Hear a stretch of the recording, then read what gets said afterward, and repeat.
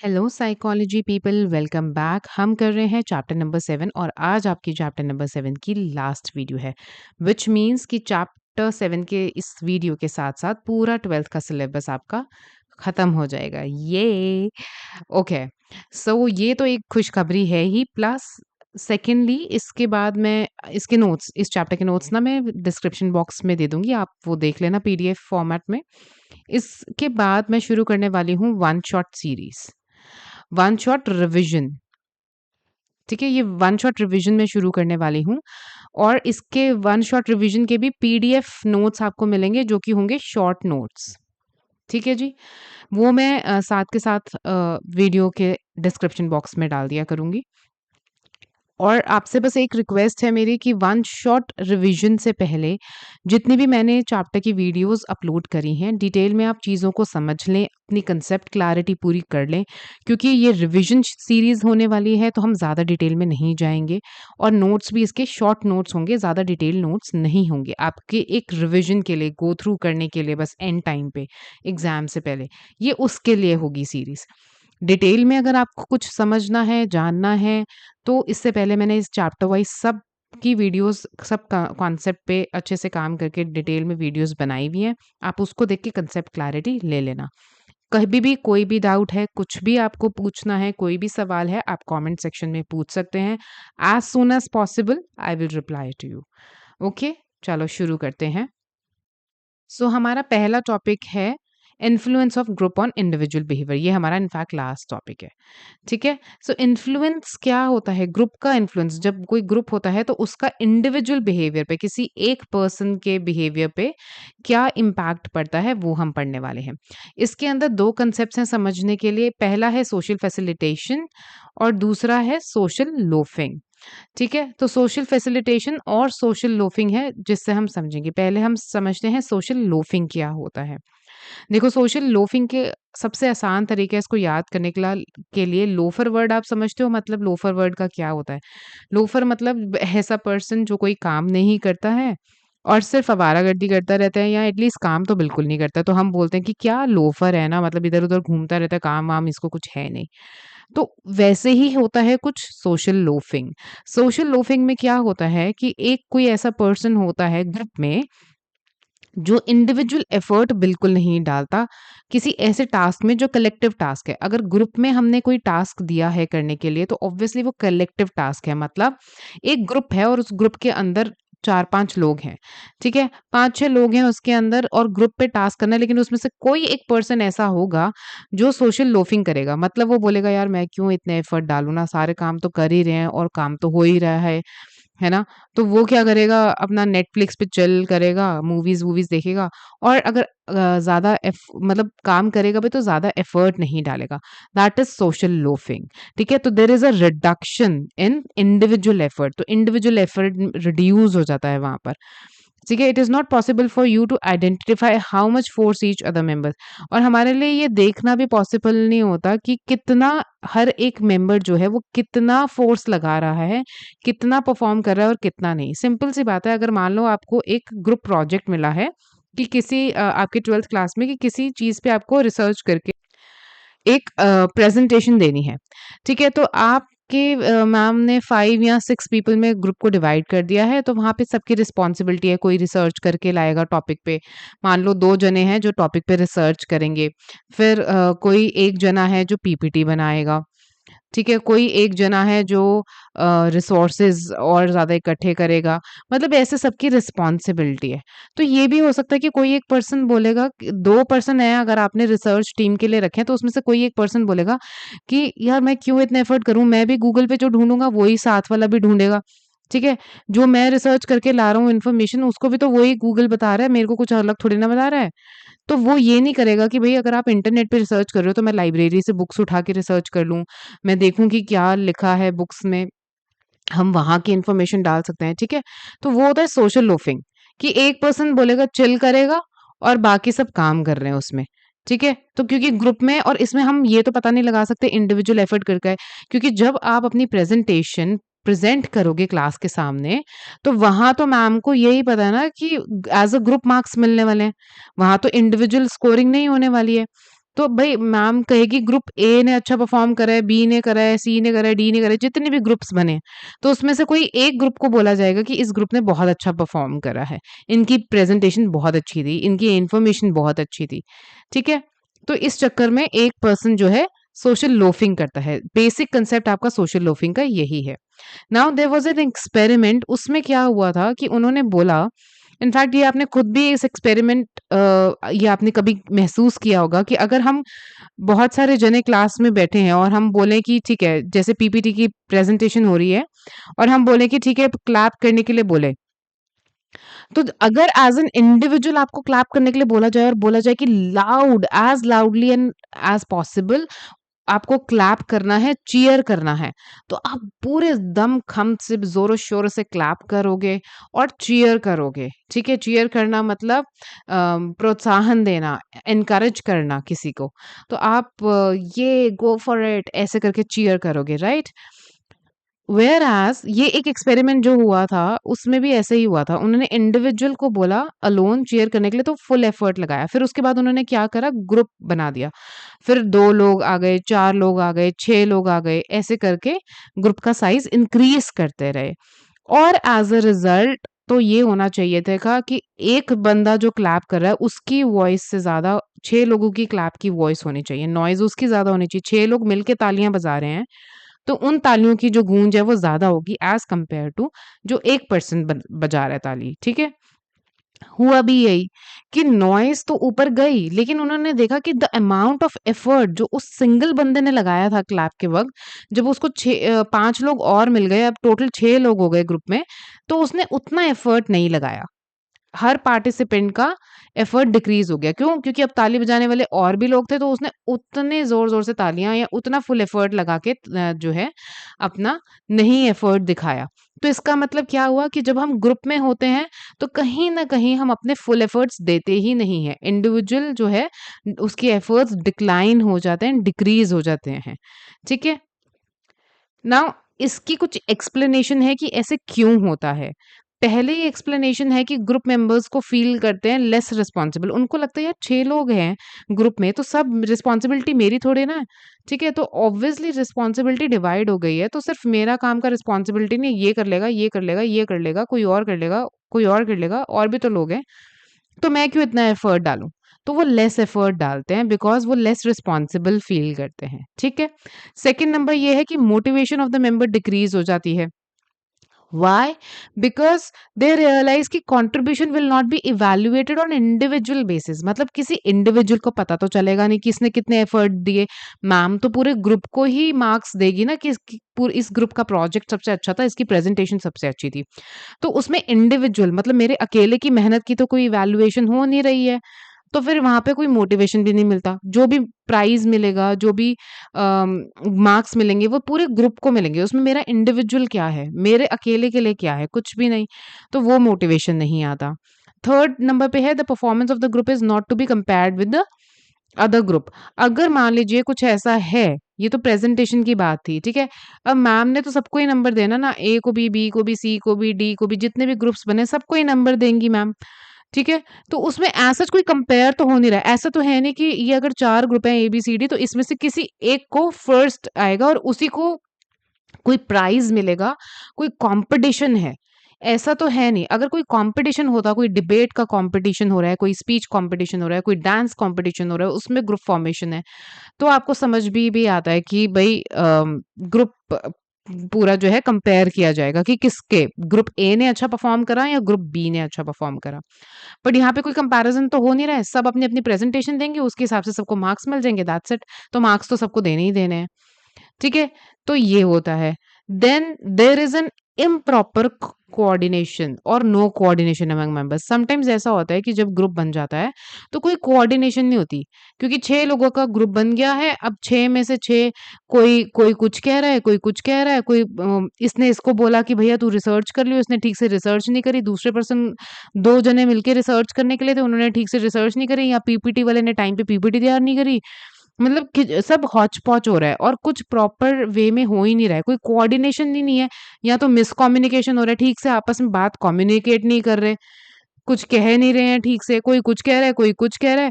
तो इस तरीके का जब माहौल होता है, इम्प्रॉपर कोऑर्डिनेशन होती है, तभी भी मोटिवेशन नहीं रह जाता एफर्ट डालने का, तब भी सोशल लोफिंग के चांसेस हाई होते हैं।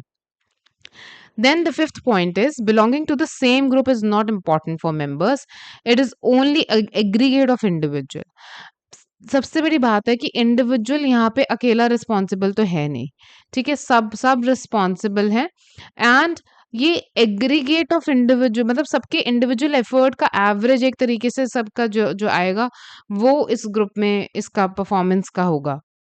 देखो, अगर एग्रीगेट क्या होता है मतलब एग्रीगेट ऑफ इंडिविजुअल मतलब एवरेज मार्क्स। तो इन द सेंस कि मान लो 5 लोग हैं, तो 5 लोगों के जितने भी एफर्ट रहे होंगे, उसका जो एवरेज होगा, वो आपको मार्क्स मिल जाएँगे, ठीक है? लेकिन अगर आप इंडिविजुअली परफॉर्म करो, तो वो सारे आपके एफर्ट हैं और उसी के मार्क्स वो सारे मार्क्स आपके ही हैं। अगर आप इंडिविजुअल परफॉर्म कर रहे हो, तो ट्रॉफी आपको मिल रही है, वो शेयर नहीं हो रही और सारी मेहनत भी आपकी है, सब कुछ आपका ही है।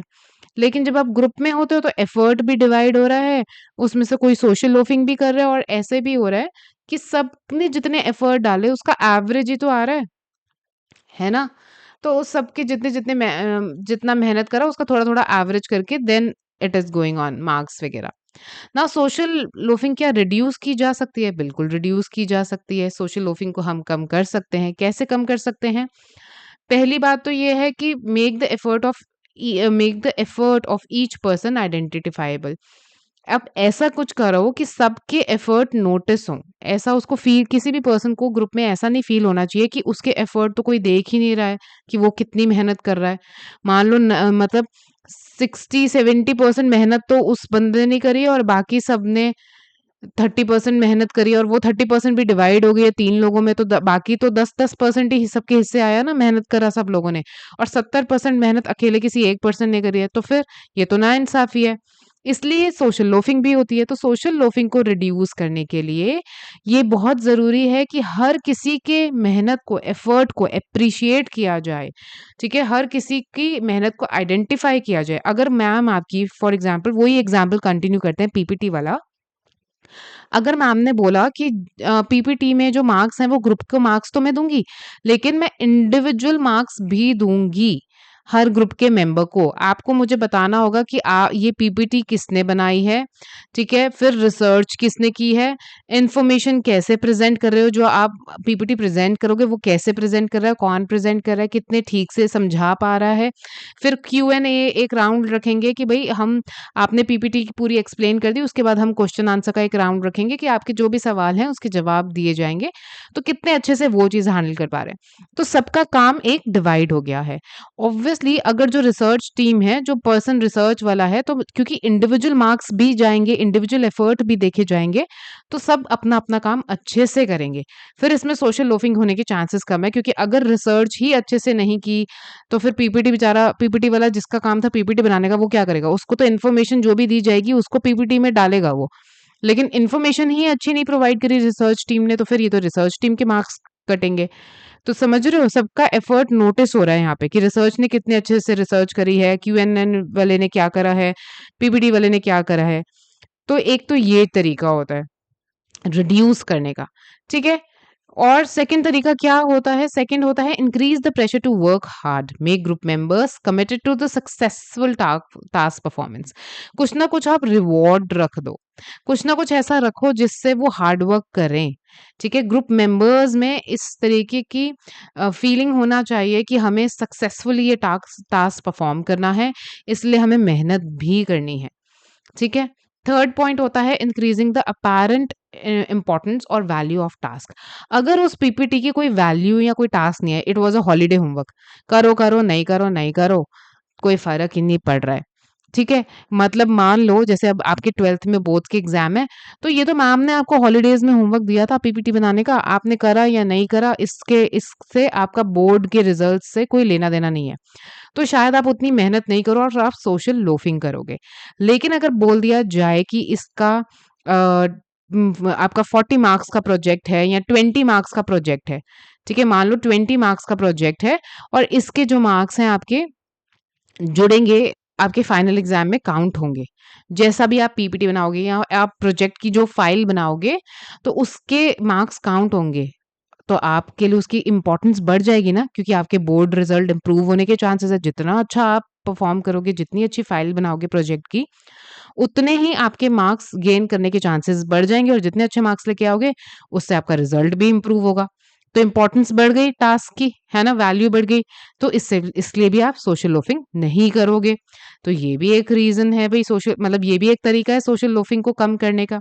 देन फोर्थ पॉइंट क्या कहता है, making people feel that individual contribution is important.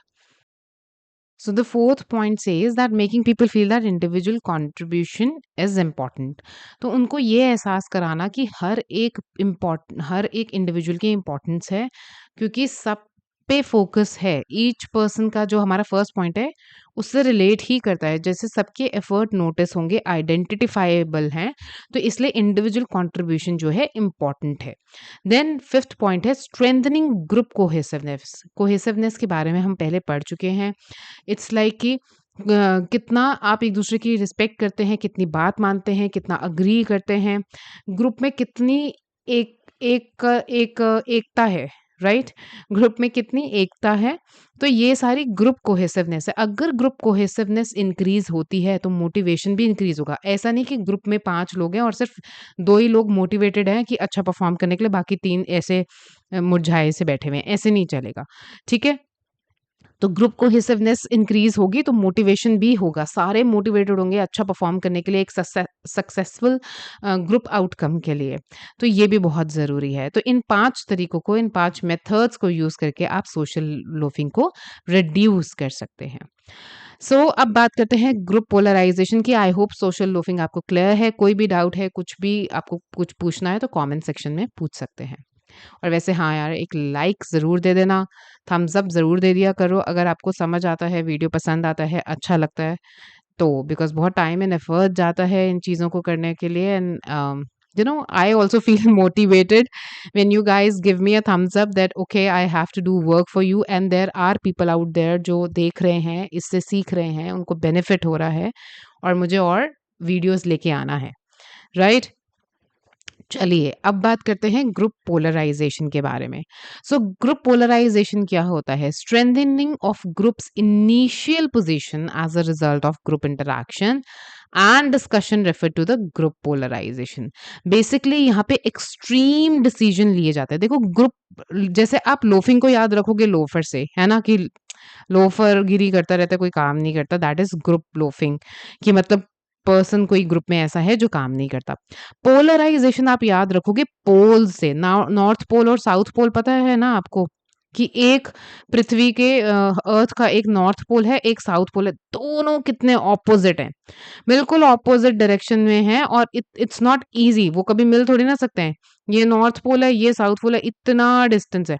और यहाँ पे जो लाइफ की कंडीशंस है बहुत हार्ड है, एक्सट्रीम कंडीशंस होती हैं। ठीक है, मतलब -50 में टेम्परेचर जा रहा है, -72 में टेम्परेचर जा रहा है, 72 डिग्रीज में टेम्परेचर जा रहा है, तो मतलब एक्सट्रीम कंडीशंस होती हैं यहाँ पे। तो उससे याद रखना पोलराइजेशन, जब पोल का वर्ड आ गया तो मतलब एक नॉर्थ पोल साउथ पोल, मतलब एक्सट्रीम कंडीशंस है वहाँ पे। डिसीजन होंगे तो एक्सट्रीम में होंगे, या तो डिसीजन होंगे बहुत वीक, वेरी वीक, या बहुत स्ट्रॉन्ग डिसीजन होंगे, बीच का कोई रास्ता ही नहीं है। मतलब एक होता है ना कि समझाने बुझाने वाला रास्ता, कि भैया मतलब इतनी एक्सट्रीम में क्या करना है, नहीं तो बहुत ज्यादा नेगेटिव हो जाएगा या बहुत ज्यादा पॉजिटिव। ठीक है, बहुत ज्यादा स्ट्रॉन्ग डिसीजन ले लेंगे या फिर बहुत ज्यादा कमजोर उनके डिसीजंस होंगे, तो ये एक्सट्रीमिटी में चला जाता है। Then why do group polarisation occur? Group polarisation आखिरकार होती ही क्यों है? अब आपकी बुक में एक बहुत अच्छा एग्जाम्पल दिया हुआ है कैपिटल पनिशमेंट का। कैपिटल पनिशमेंट क्या होता है? कैपिटल पनिशमेंट, अगर किसी ने बेबी मूवी देखी हो तो उसमें अक्षय कुमार का शायद कोई डायलॉग होता है कि वो बोलते हैं चॉप चॉप स्क्वायर, है ना? तो बेसिकली क्या होता है, दुबई में एक जगह है चॉप चॉप स्क्वायर, मतलब इट्स लाइक ऐसे चौराहा सा है, ठीक है?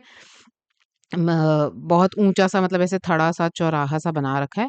यहाँ पे अगर कोई कल्परेट माफ माना जाता है, मतलब जैसे मान लो किसी ने रेप किया है, कुछ किया है, तो उसको कैपिटल पनिशमेंट दे दीजिए। कैपिटल मतलब यहाँ पे इस चौराहे पे लोग इकट्ठे हो जाते हैं और उसको सब लोगों के सामने सरेआम या तो फांसी दी जाएगी, हैंग टिल डेथ, या फिर उसको उसका सर कलम कर दिया जाएगा, मतलब सर बिल्कुल अलग कर देंगे, सर काट देंगे, उसकी मुंडी काट देंगे। ठीक है, तो ऐसे करेंगे। तो इस तरीके की पनिशमेंट को बोलते हैं कैपिटल पनिशमेंट। अब मान लीजिए कि आप किसी ग्रुप का हिस्सा हैं और आप वहाँ पे लाइक माइंडेड पीपल हैं, तो क्या होता है ग्रुप पोलराइजेशन में, you are likely to hear newer arguments favouring your view point. मान लीजिए कि कोई डिबेट चल रहा है और वहाँ पे आप देख रहे हो कि जो ग्रुप है सब जो है अग्री कर रहे हैं कि हाँ कैपिटल पनिशमेंट होनी चाहिए, सरेआम सजा देनी चाहिए। अरे तुम जेल में डाल रहे हो, हमें क्या पता वो जेल में सजा काट के बाहर भी आ जाते हैं, कुछ बेल भी हो जाता है, ये वो। तो कैपिटल पनिशमेंट दोगे तो एक डर बैठ जाएगा सबके अंदर कि रेप जैसे काम या चोरी जैसे काम, इस तरीके के काम नहीं करने हैं, क्योंकि सरेआम फांसी दी जाएगी। तो अगर मान लीजिए आपकी इस तरीके से एक्सट्रीम व्यूज हैं, तो उसमें क्या होगा कि सब हाँ हाँ आपके व्यू के हाँ में हाँ मिलाने वाले आपको न्यू आर्ग्यूमेंट्स मिल जाएंगे। आपको कुछ ऐसे हो सकता है आर्ग्यूमेंट्स सुनने को मिल जाएं जो आपके फेवर में सपोर्ट करते हों। ठीक है, आप अभी जब आप अपने पॉइंट को रख रहे थे, आपके पास 2 ही पॉइंट थे जस्टिफाई करने के लिए कि कैपिटल पनिशमेंट क्यों अच्छी है और क्यों देनी चाहिए। लेकिन ग्रुप में 3 लोगों ने और कुछ ऐसे 4-5 पॉइंट्स बता दिए कि जिससे आपको लगा कि हाँ, ये पॉइंट भी सही है, ये पॉइंट भी सही है, देखा सही बात तो है, कैपिटल पनिशमेंट होनी चाहिए। तो कहाँ आपके पास पहले सिर्फ आर्ग्यूमेंट करने के लिए 2 पॉइंट थे, आपके अब आपके पास 3 पॉइंट और हैं। तो टोटल आपके पास 5 पॉइंट आ गए हैं। अब नेक्स्ट टाइम आप कभी किसी से बात करोगे तो आर्ग्यूमेंट में आपके जीतने के चांसेस ज़्यादा हैं, क्योंकि आपके पास अब 5 पॉइंट आ गए आर्ग्यू करने के लिए कि देखो कैपिटल पनिशमेंट क्यों अच्छी है। तो ग्रुप क्या करता है? ग्रुप उसी चीज़ को फ़ेवर करता है, एक्सट्रीम व्यू को फ़ेवर करता है। एंड व्हेन उस और सेकंड चीज़ क्या होती है, जब आप कैपिटल पनिशमेंट को लोग फ़ेवर करेंगे तो आपको वैलिडेटेड भी फ़ील होगा कि अरे देखो मैं जो सोचता हूँ, बाकी 3 लोग भी वैसा ही सोचते हैं, मेरे से एग्री कर रहे हैं, इसका मतलब मैं कुछ गलत तो सोच नहीं रहा हूँ। मेरा व्यू सपोर्ट किया जा रहा है, लोग सपोर्ट कर रहे हैं इस व्यू को, तो इसका मतलब सही व्यू है ये बिल्कुल। सो इसको कहते हैं बैंडवैगन इफ़ेक्ट। बैंडवैगन इफ़ेक्ट मतलब जब लोग आपकी हाँ में हाँ मिला के आपको वैलिडेट कर रहे हैं कि हाँ, तुम बिल्कुल सही कह रहे हो, कैपिटल पनिशमेंट होनी ही चाहिए। यही एक सबक सिखाने का तरीका है और ये सब, ठीक है? तो जब आपकी पॉइंट को वैलिडेट किया जा रहा है पब्लिक में और हाँ में हाँ मिला रहे हैं, सारे एग्री कर रहे हैं, that is bandwagon effect. Then third point is when you find people having similar views, you are likely to perceive them as in group। जब आपके लोग हाँ में हाँ मिला रहे हैं ना, तो आप उनको अपने से अलग नहीं देखते, आप उनको अपने जैसा ही मानते हो। आप एक ग्रुप कहीं ना कहीं आपके मन में बन जाता है। जैसे मान लो 6 लोगों का ग्रुप है, आपने बोला कैपिटल पनिशमेंट होनी चाहिए, ठीक है? 3 लोगों ने आपका साथ दिया, बाकी 3 लोगों ने आपका साथ नहीं दिया। तो वो 3 लोग एक तरीके से आपको लगेगा कि वो आउट ग्रुप के मेंबर हैं, हम तीनों की सोच मिलती है, हम तीनों हाँ में हाँ मतलब मिला रहे हैं। उन तीनों में से एक तो आप ही हो और एक बाकी 2 जने और हैं, तो आपको लगेगा वो दोनों तो हम तीनों का एक ग्रुप सा बन गया है। क्यों? क्योंकि हमारे सिमिलर व्यूज़ हैं, हमारे सोचने का तरीका डिफरेंट है। हम ज़िंदगी को सेम नज़र से पर्सीव कर रहे हैं, हमारा परसेप्शन ठीक है? तो आप बाकी 3 लोगों को ग्रुप का हिस्सा मानोगे ही नहीं, चाहे आप 6 के 6 एक ग्रुप में हो। आपके ग्रुप के अंदर ग्रुप बन जाएगा, आपको लगेगा ये इन ग्रुप, ये मेरा ग्रुप है और वो तो उनकी तो सोच अलग है, हमसे मैच भी नहीं होती।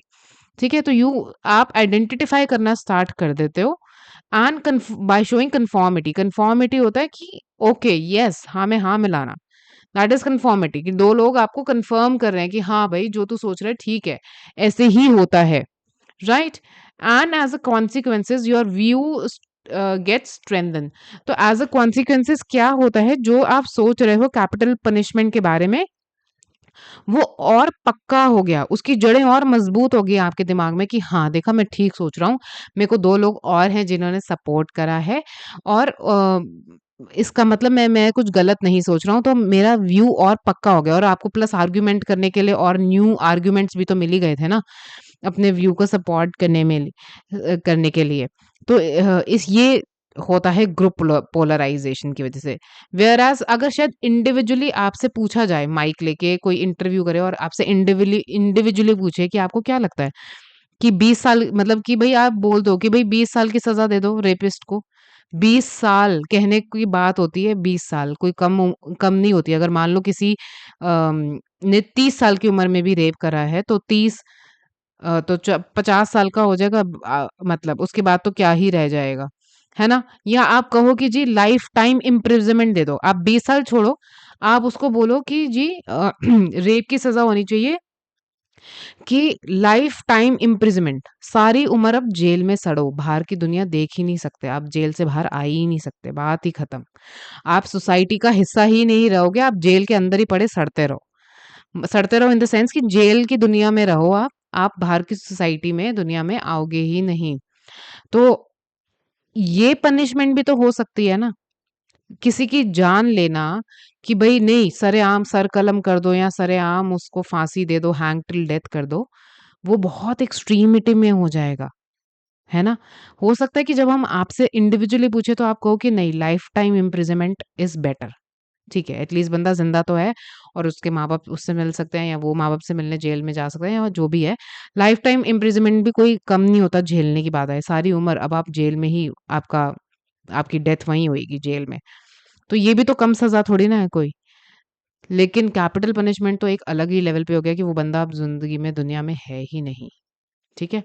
तो कुछ लोग सपोर्ट करेंगे, कुछ लोग सपोर्ट नहीं करेंगे, अपने-अपने पॉइंट ऑफ व्यू है लेकिन पोलराइजेशन जब होती है, अगर ग्रुप में अगर आपका मान लो कि view point life time imprisonment की तरफ भी है ना, लेकिन अगर ग्रुप में 6 लोग हैं और 5 लोग सपोर्ट कर रहे हैं कैपिटल पनिशमेंट को, तो आप भी कैपिटल पनिशमेंट की तरफ ही हामी भरोगे।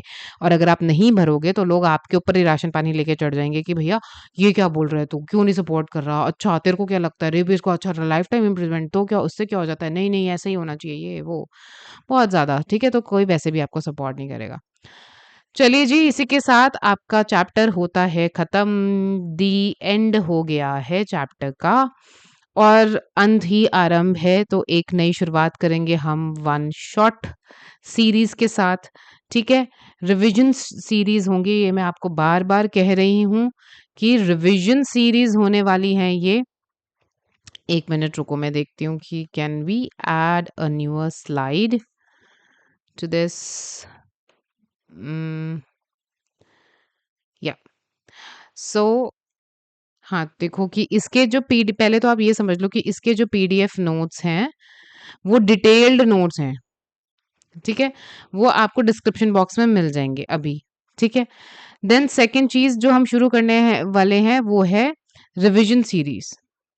रिविज़न सीरीज़ वन शॉट, ठीक है? वन शॉट रिविज़न सीरीज़ मिलेंगे, इसमें भी आपको पीडीएफ नोट्स मिलेंगे, ठीक है? वो होंगे शॉर्ट नोट्स, ठीक है? शॉर्ट नोट्स होंगे वो, तो वो आप को रिविज़न करने में हेल्प करेंगे, वो सिर्फ़ गो थ्रू करने में हेल्प करेंगे। सिर्फ़ एग्ज़ाम टाइम पे जब आपको एक गो थ्रू करना है कि ठीक है मैंने क्या पढ़ लिया है, एक बारी रिवाइज़ कर लूँ और ब ऐसा भर-भर के रिवाइज़ नहीं, पॉइंट्स आपके सिर्फ़ पॉइंट्स होंगे, बुलेट पॉइंट्स, ठीक है? Main points basically, main points उसमें लिखे होंगे, तो बस आप को एक्सप्लेन तो आप खुद ही कर लोगे अगर आपको क्लैरिटी है तो। मेरी आपसे ये रिक्वेस्ट है कि जितनी भी मैंने अभी तक अपलोड करी हैं वीडियोज़, उसमें मैंने डिटेल में सारी चीज़ को समझाया है एक-एक करके। तो अगर आपको कांसेप्ट क्लैरिटी चाहिए तो आप डिटेल वीडियोस देखिएगा और जब आपकी कांसेप्ट क्लैरिटी हो चुकी है, अब आपको सिर्फ रिवीजन करना है, गो थ्रू करना है, सिर्फ आपको मेन पॉइंट्स समझने हैं, बाकी डिटेल में एक्सप्लेन आप कर लेंगे, तो आप वन शॉट सीरीज़ तब आप उसको देखिएगा। ठीक है जी? चलिए फिर मिलते हैं वन शॉट सीरीज़ के साथ। आई होप कि आपको अच्छी लगे वन शॉट सीरीज़ और अगर आपको मेरी वीडियोज़ पसंद आ रही हैं, अच्छी लग रही हैं, आपको कोई वैल्यू मिल रही है, please give me a thumbs up, subscribe to my channel, share it with your friends, अपने जूनियर्स के साथ भी शेयर कर सकते हो, people who are in 11th standard आप उनको गाइड कर सकते हो कि जब आप ज़िंदगी में किसी को रास्ता दिखाते हो आप, तो आपके रास्ते भी भगवान खोलता है। तो जो आपके जूनियर्स हैं आप उनको उनके लिए आप उनको बता सकते हो कि ये एक साइकोलॉजी पीपल नाम का चैनल है, आप उसको सब्सक्राइब कर लो, आपको सारी इन्फॉर्मेशन वहाँ से मिल जाएगी, right? And help my channel grow, that's all I want from you. बस मुझे इतना ही आपसे फेवर चाहिए कि मेरा चैनल हेल्प करिए ग्रो करने के लिए। अगर आपको पसंद आता है तो आप प्लीज़ कमेंट करिए, लाइक करिए and I will see you next time with one shot series. बहुत जल्द मिलेंगे हम। Till then take care, keep learning and keep revising. Bye.